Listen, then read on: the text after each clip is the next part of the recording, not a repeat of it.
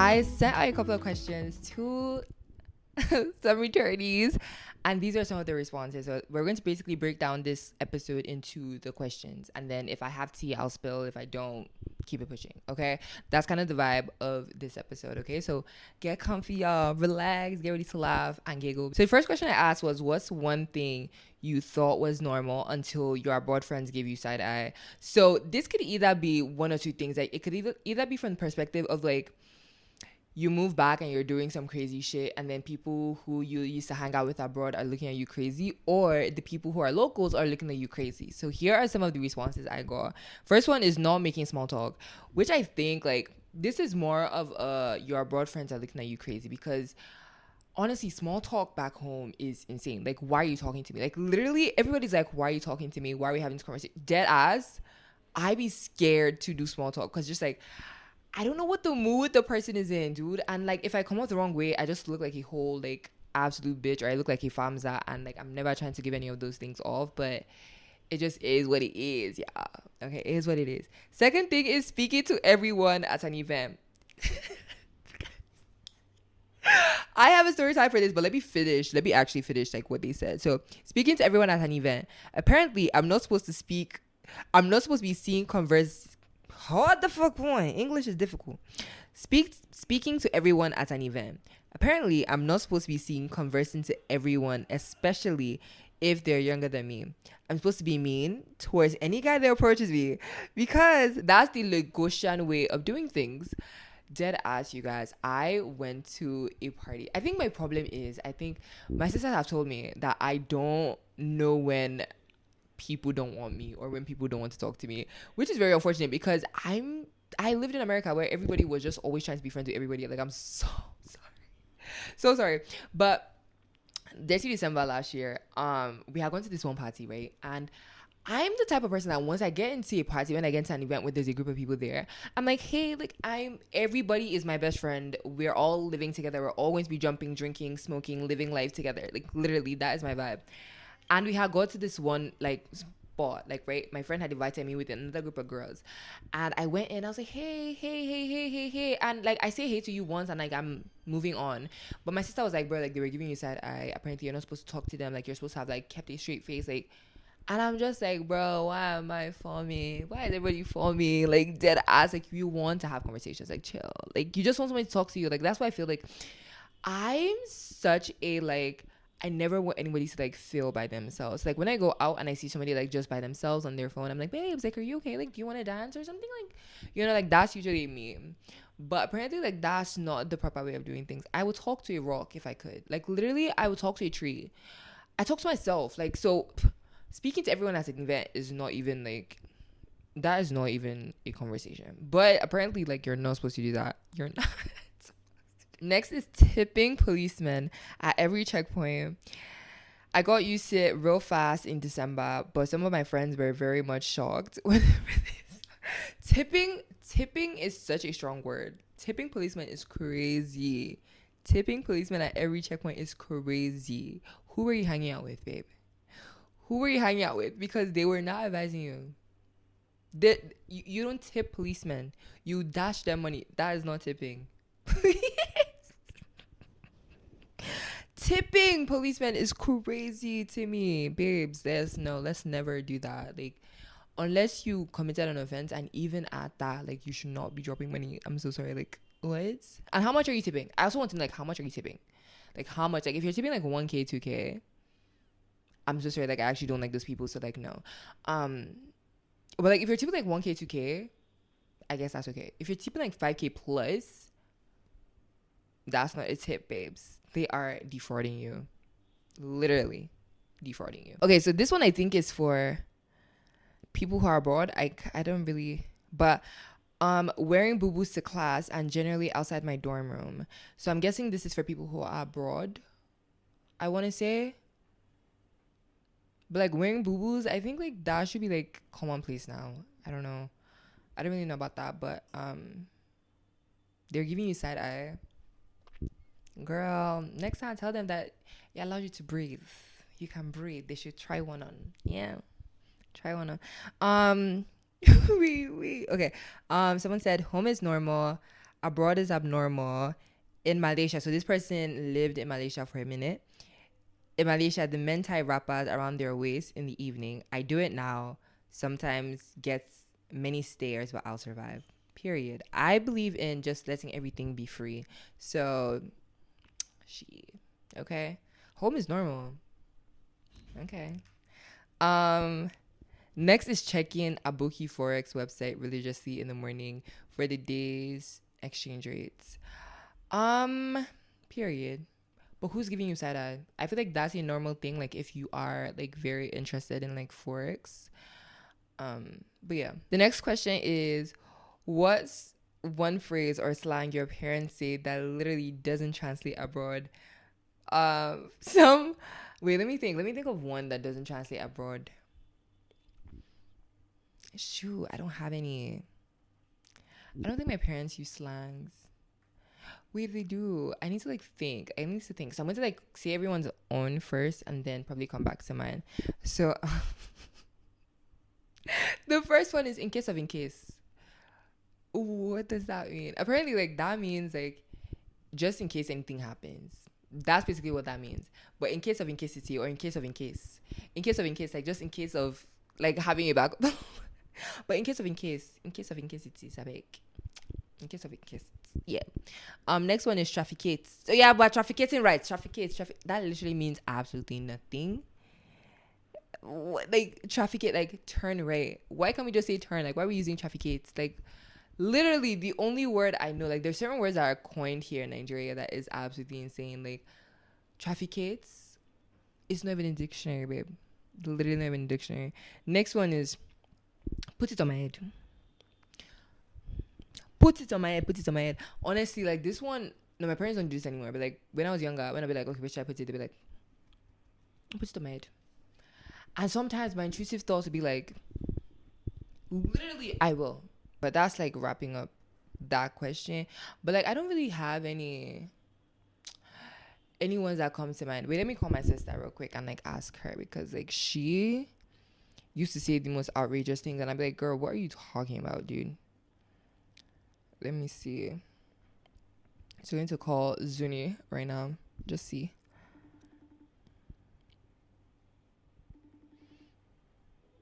Girl. She's literally in the next room. What do you mean you're cutting color me? Are you okay? Girl, is there any slangs that you used to say to me when I first came back? Then I was huh? I'm working on a podcast episode right now, and I'm doing slangs that I didn't understand when I first came back. Do you think I don't have a work? Zuni, do you know any slangs? Did you say any slangs to me that I don't know? This guy, I think you won't come for something important. So they're calling me for. I have a dispatch to deliver. What do you want? Girl, is there any slang that you used to say to me when I first came back that I used to say, huh? But now I know.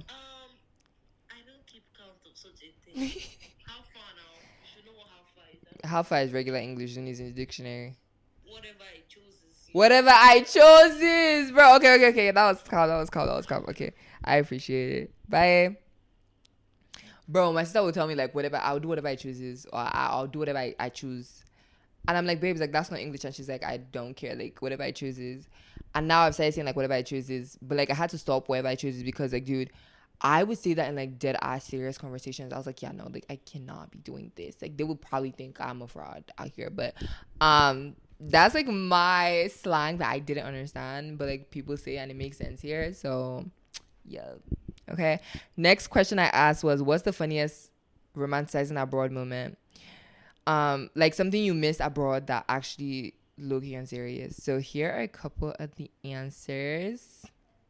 Let's get into it. So right, small talk with strangers, y'all don't even understand. Here is so frowned upon. Talking to strangers here is kind of just giving oh my gosh, you're famsing with this person. I'm babes, I'm literally not. I just want to get to know this person, because I'm probably never going to see them again, and this is such a huge opportunity for me to just learn about somebody I'm never gonna meet ever again, but it's frowned upon here. But sometimes I do miss having conversations abroad. I would literally go to coffee shops and just yap with somebody that's sitting down beside my table and just chit chat or with the bartender, or go to Walmart and just like have a full-on conversation with the person at the counter. And best times, literally, like you will learn so much about people by just like talking to random strangers, like that ass. But like also like doing it here, sometimes I don't be feeling safe, but I will only approach people who I feel like have like a safe aura around them. Like anybody that looks sneaky, anybody that looks crazy, maybe not. But yeah. This next person said fast food service here takes their bloody time with everything, dude. I dead ass miss Uber Eats. I miss, what else did I used to use? DoorDash. Literally DoorDash, like Dash. Here, Glovo Chowdeck takes like an hour or two to get food to you. Babe, why are we taking almost 2 hours, 3 hours to get food? What? Like, if I was dying of hunger right now in this moment, I would not order Chowdeck or order food from Glovo. I'm so sorry. Because they would take their sweet time. And then they finally get here and they're like, Madam, your order, come and take your food. Like, they are begging me. I'm begging them to say.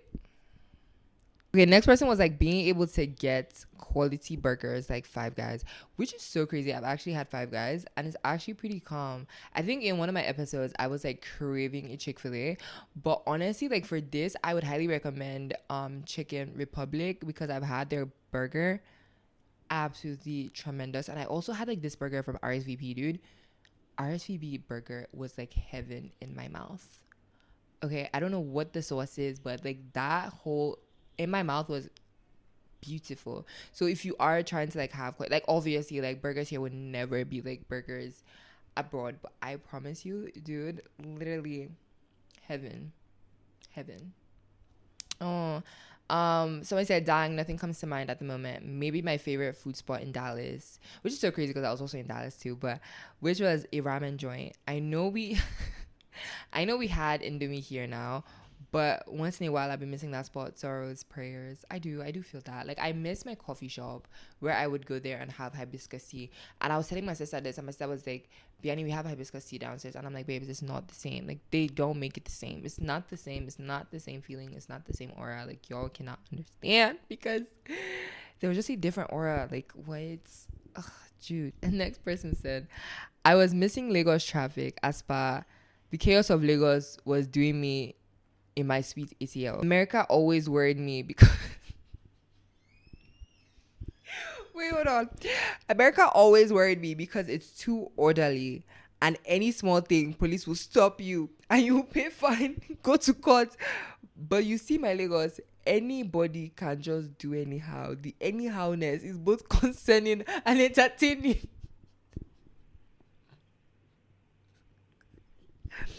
This is typical Nigerian born and bred, because what do you mean the anyhowness of this country is both concerning and entertaining?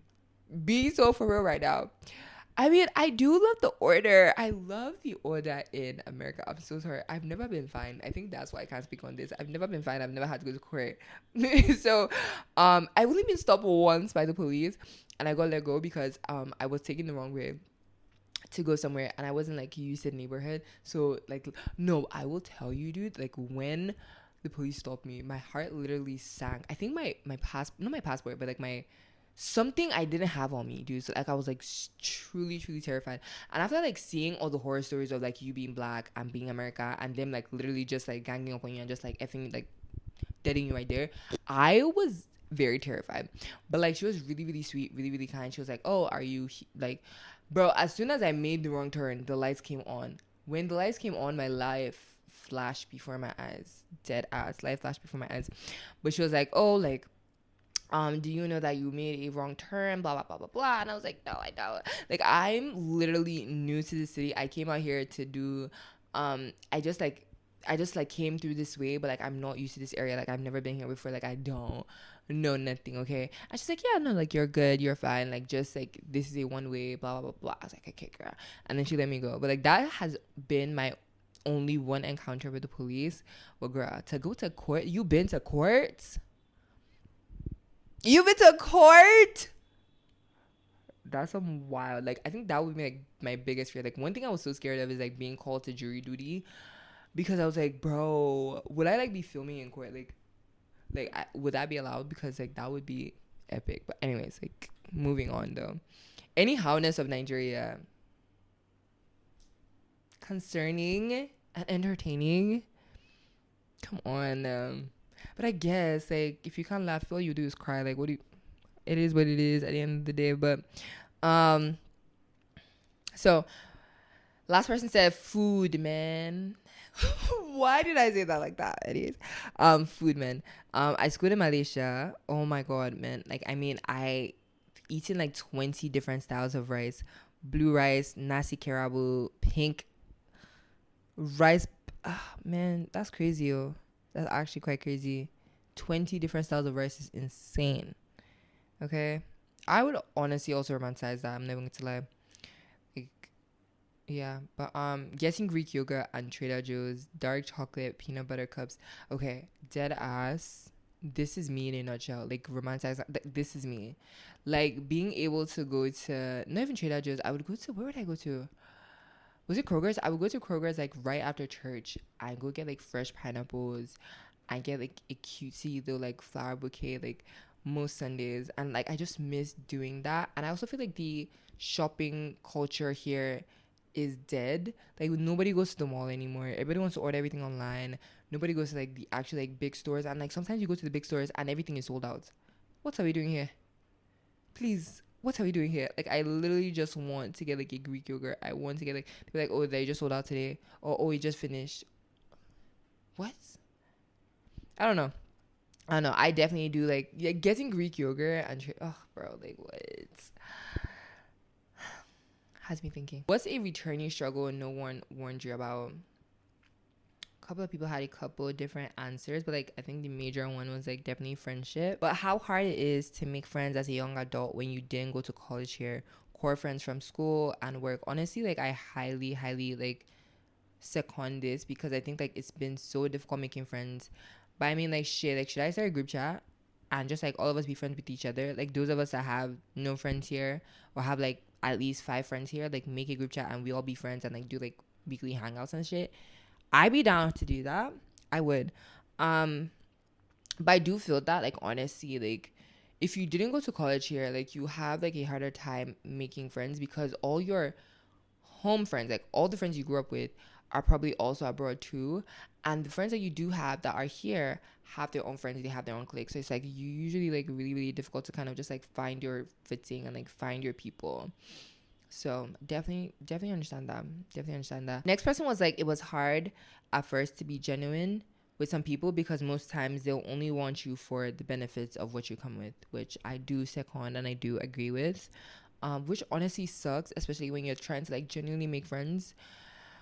So what I would say to that is honestly just like, don't just like assume everybody's like a bad egg, or like, oh, you can't trust anybody, you can't be friends with anybody because everybody just wants you for what you come with. I just think like maybe that person isn't for you, and you know, just keep putting yourself out there best way possible. Like just don't give up because of one bad egg. One returnee struggle that no one warned me about was friendships, cost of living, and lifestyle changes. Heavy on the cost of living, because I was like, I'm done living at my parents' house, I want to move out. Bro, I saw the cost of rent per month. I say, yeah, I would pay the emotional rent as opposed to paying like the money rents, because everybody has lost their minds. Everybody has lost their mind. And I think what is pissing me off the most is like, we are in a country where our currency is very devalued. So we stopped using our currency and we're not using dollar, which is very insane to me, because like who is the audience?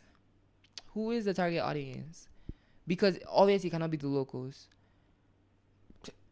Who is the target audience? Like that really be taking me out. Like cost of living is insane. Lifestyle is insane. Somebody said the internet, OMG. I had heard bits and pieces of how slow it is compared to the services abroad, but OMG, we are being robbed in this country. I agree. Okay, but this person paid 45,000 naira for 260 gig worth of data, which finished in 3 days. First of all, the first question I want to ask you is, what network are you using? That's the first question I want to ask you. What network? Airtel, MTN, or Glo? What network are you using? Because 260 gigs gone in 3 days. What are you using it for? First question. And what network are you using? Because I know that, like, I think Airtel is one that sucks data, but I would like to apologize for the stealing. It's not legal. Absolutely not legal. Because 260 is a lot. Like, I'd be using, like, how much do I buy? I buy like 6 gig of data using MCN, and it lasts me like at least 3-4 days if I'm not like watching TV or nothing, or usually like a whole week if I'm not watching any shows or anything like that. But like 260, that is stealing. That right there is stealing. Okay. Next person said one returnee struggle no one warned them about was, okay, people actually warned. Okay. Everyone warned me about this, but I was still in disbelief. Lagos is expensive. Hear he 100%. Lagos is expensive, and I say this as someone living comfortably under and I say this as someone living comfortably under her father's roof. To pick a hobby alone, dead ass, to pick a hobby alone, be it paddle or smoothie making or bartending, that is like 100K a month. I said my new hobby is walking around. Literally, I will walk around for free because 100K for a freaking hobby. Maybe I'm not just making enough money, but somebody, or wait. Maybe I'm for a freaking hobby. Maybe I'm not making money. Someone should hire me. Okay. She's putting herself out there she needs a job. But honestly, like, to get a freaking hobby in this country is absolutely insane. All of these like communities that people say that they should join, I understand that, like, yes, you don't want every Tom, Dick, and Harry to like be a part of the community, but like at the end of the day, like, I personally feel like if your purpose is to bring people together, and if you want to bring people closer, like, you should start there. Like, I don't know how to put it. Like, I was in a book club, right? And I think for the first year of the book club I was in, I was just invited to book club. You would buy your own books, and then everybody would just come and like just chat about it. Like, there was no payments of nothing. You know what I mean? Like, there was no payment. I don't know. Like, there was no payments of anything. And then every month, then we would do like a monthly fee to be a member, which I think was about $10, $20, and then you would get like access to like everything that we did, right? But here it's more so like for every event, like everything that they're hosting, you need to pay. Either you're paying like 100K or 60K, or for, I'm like, God, to meet people is expensive. Like, to be friends with people is expensive. Like, okay, places that you meet people, right? Either you go to the club, you go to like an event, or you go to like, even to go to a cafe. Like, you can't just go to a cafe and say you're sitting down at the cafe. They will come and ask you like, how fun are you buying anything? Do you get what I mean? Like, to make friends here is so expensive. And like, to just like get hobbies that will get you to meet people that are kind of like have similar hobby, like have a similar mindset like yours, is so expensive. Like, I don't know. And it's just like, how do you meet people if, let's say, you cannot necessarily afford, or you don't always want to afford to be going to certain places? Like, okay, I want to do paddle now, and I want to connect, and I want to meet people. You're dropping like, I don't even know how much paddle is, but it's a lot of money, like maybe like 40-30K per session. Or you want to go and like, you want to make Pilates, like friends who do Pilates. You're paying 20K for every time you come and do Pilates. If you're coming in once every month, okay, once every month is like 20K. Twice, 3 times, 4 times, like, bro, by the time you think about it, how much are you, and like, if you're not like making money in dollars, it doesn't make sense economically for you to say that, oh, because you want to make friends, you want to pick up a hobby that is way expensive. And like walking, like all the free hobbies, like, oh, you're going for a walk, right? How many people are you meeting there? Do you get what I mean? Like, how many people are we meeting in these spaces? Do you get what I mean? I just think like there are certain things that should be free, like especially communities. Like, if, okay, let's say you start a community, you're already asking people to pay money to join your community. Nobody knows the vibe, nobody knows the feel. Just drop money. I don't know. It doesn't sit right with me. It doesn't. And also, like, you could do like, okay, maybe your first year you would be sponsoring, like you will have things sponsored, right? And then your next year you could do like, okay, if you want to join like, this is where you now like weed out people, where you do like a membership. you do a membership kind of thing, right? So people who can afford it can, come, and people who can't afford it, they will be removed. But they've gotten the experience of what your community feels like, and then they would want to stay or not stay, if that makes sense. You know what I mean? With other things like your hobbies, like let's say pottery and other stuff like I don't really know. I actually don't know. Like honestly, like even to go to like really good places like Mako, you have to like have a membership, which is like I think how many million? I said, um, you know what, y'all? You know what? You know what, y'all? That's all I'm gonna say. You know what? But I 100% relate to this because honestly, like it's crazy out here because you need to go out of your house. You need to go to all these places where you feel like you'll find people. And I think like also making friends as an adult, you have to be more intentional with it. Like you cannot just make friends with somebody just to make friends with somebody. Like they have like, making friends as an adult, you're more intentional about certain things. You want to like meet people at certain events. You want to meet people at certain, like, you know what I mean? And I don't know. I didn't know. I actually didn't know. Okay. The biggest question is like the biggest thing is definitely just like making friends. Last person was like not many friends, I guess, but not the end of the world. I think like a big issue with returnees is definitely making friends, building friendships. I think like that is the hugest thing, especially if you had no one when you left and you have no one. Like it's not a big deal, but it kind of is a big deal. Like you do need people. And I want to say, oh, go to places, go like now, okay, if you want to join a run club, you're paying money. Like, that I'm just thinking of like all the regular things that you could do where like the money is not too insane. Like if you want to, like everything is just like money here, which I mean, everybody needs to make their buck, but like, damn, you're tripping like 50 and bro, they be calling prices like 100K, 200K. They're what's going on over here? You know what I mean? Like, bro, crazy work. Somebody said one returnee struggle no one warned you about is the traffic and heat and lawlessness, babes. Nobody warned you about the traffic and the heat and the lawlessness, baby. We had that before time, But I feel you though. I feel you. I think like when we were all younger, like we probably didn't realize how like hot and like how much traffic and how lawless everything was. But like now that we kind of have an idea of like what reality is, and it hits a little harder, because I think this was also me when I first came. I was like, damn, like I didn't realize that it was this hot or this loud or this messy, so yeah. Okay. I said you can always tell. So fill in the blank, right? This is a fill in the blank question. But fill in the blank, you can always tell someone is a returnee when they act like everything here is barbaric. Like, yeah, Nigeria is not perfect, but yeah, you literally grew up here. I am so sorry that I'm spoiled. Because this is me. I'm very scared. Like half the time I'm in like a state of panic. Like literally, like why are we yelling?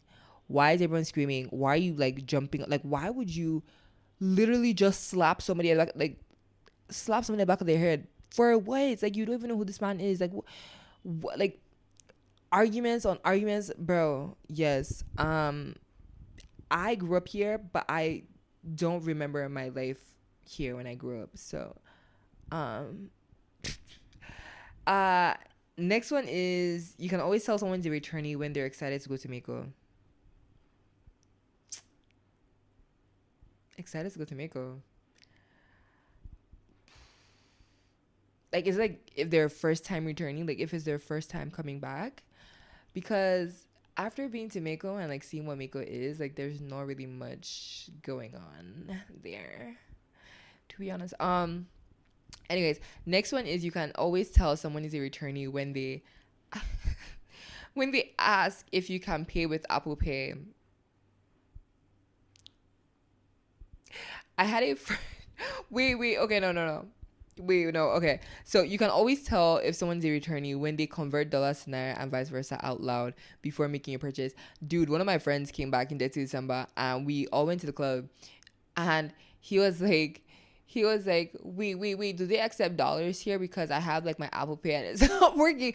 And bro, this was after we had gotten the drink. So like, at the club, they were like, yeah, like you could pay with dollars. And he was like, okay, cool. So we ordered drinks and everything. And then we now realized that we cannot pay with dollars with Apple Pay. So we were stranded at the club. But we figured it out though. But like that was absolutely insane. I was like, bro, stop. Like what? Um you can always tell someone is a returnee when they are bubbly and friendly. No one who you can always tell someone is a returnee when they are bubbly and friendly. No one who lived in Lagos for a long time is smiling with you.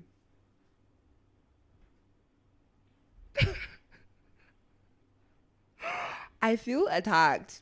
Like I actually do feel attacked. Like what do you mean? What do you mean? What do you mean nobody's smiling with me? Everybody's smiling with me. Stop. But dead ass, like I feel like that's how you would tell. Because that's what my sister is always like, Biani, like you're actually so oblivious to like real life. I just genuinely feel like everybody I meet is bestie for the rest for that night. Like what are we talking about? Like what? Everybody is my best friend that night and I don't care. And I think that's how we should live our lives. Like just like be nice to everybody, love on everybody. Um somebody said you can always tell someone is a returnee when they because they have iPhones.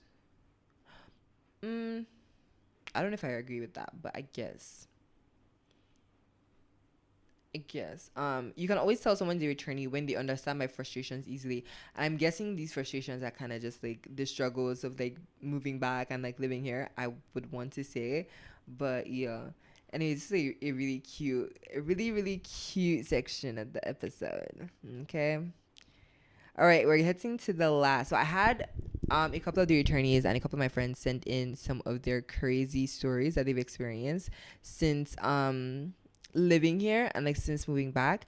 And there were 3 responses. Oh my gosh. Okay. This is my biggest fear. I would not lie to you guys. But one day my Uber dropped me off on the side of the road because I refused to pay for his fare. Mind you, this was coming into the Lekki Expressway. He said I should get out.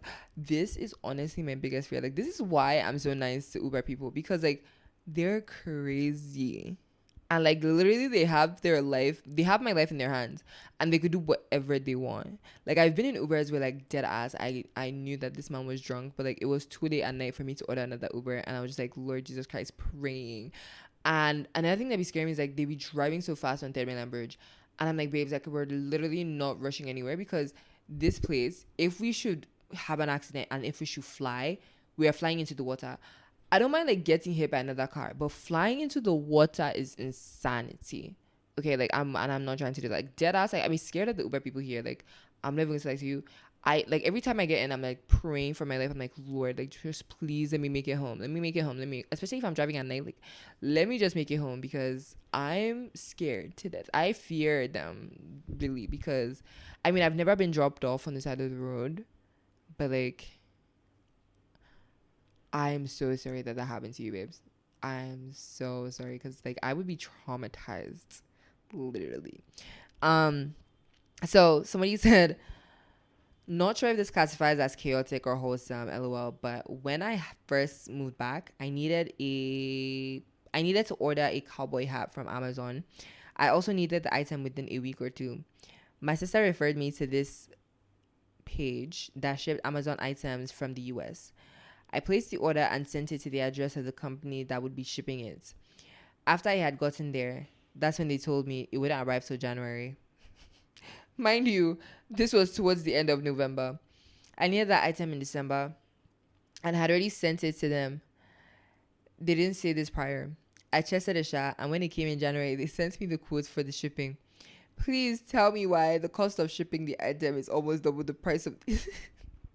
The cost of shipping the item is almost twice the quotes for shipping. Okay. Wait. Please tell me why the cost of shipping the item was almost double the price of the item itself. I was shook, lol, and then told them I definitely didn't want them. Wait. I was shook, lol, and told them I definitely didn't want the item anymore. It's still in their storage, I think, but yeah. I miss my Amazon Prime. Dead ass. I also miss Amazon Prime. I miss that things could like come immediately. Like you would order it the day before and then it would arrive like the next morning. Like literally, they're just little things that I miss. Honestly, like I can't even lie. But honestly, like this wraps up this episode of the Returnee Diaries. Honestly speaking, the good, the bad, and the traumatizing parts of being a returnee is insane. Like literally, there's just been so many experiences, and it's always like so good to hear from other people, like their own experiences and just their own conversations. So that kind of wraps up this episode. I really do hope that you guys enjoyed it. I hope you guys are loving this mini series that we're doing in the season, and I really hope that you guys will eventually send in your questions and your dilemmas so that I could like have conversations about them on here. Okay, so definitely check out definitely reach out on the Wannabe hotline. And honestly, if you're not comfortable doing that, because that is completely anonymous, if you don't want to do that, then you could always reach out to us on YouTube, TikTok, Instagram, every single place besides like X and freaking Snapchat. But yeah, you guys, that kind of wraps up this episode. Shout out to everyone again who sent in their messages. I love you all to death, and thank you so much for doing this so last minute. Really hope you guys enjoyed the episode, and I'll see you guys next week.